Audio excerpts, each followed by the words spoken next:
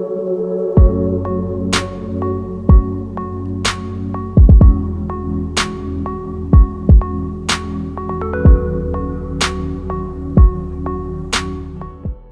guys, what's up? Welcome back to another video on my channel. Today in this video we'll be talking about the MacBook Pro 14-inch, and in this video we'll be reviewing it and we'll be seeing it how this MacBook performs and how is it for editing as well as for creative work.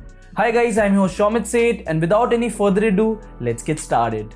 Talking about the design of this MacBook, it's the old school silver color design with some glossy finish and the Apple logo at the top and a MacBook Pro branding at the bottom. There is no change in the keyboard layout. Pretty much basic, it's a 6-zone backlit keyboard that comes with a matte finish. The touchpad feels very good to use, but this time after few hours of usage, I could see that the MacBook body attracts fingerprints and it gets very messier and makes the MacBook look very untidy. Talking about the display, well, it's one of the most beautiful displays that we can see in a laptop. The Liquid Retina XDR display with a native resolution of 3024 x 1964 pixels. In my opinion, this is the best display for creatives as well as for binge watchers. The bezels are nearly visible.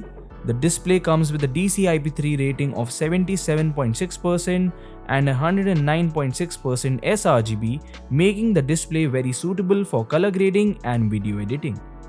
Talking about the available ports on this laptop, on the right side we get a SD card slot, a Type-C port and a HDMI 3.0 port. And on the left side we get a charging slot, 2 Type-C ports and a headphone jack. This MacBook is powered by the M1 Pro chip, which claims to be 30% faster than the M1 chip, providing this MacBook efficient high-speed capabilities. When compared to the M2 chip, the M1 Pro gives it a tough competition, making it a value for money in the market.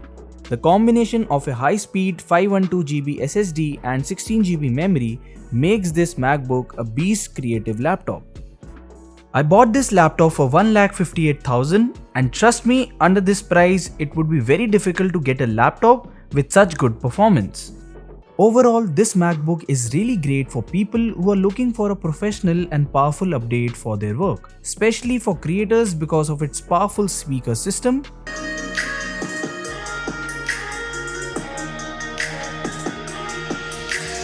beautiful display and a powerful processing chip.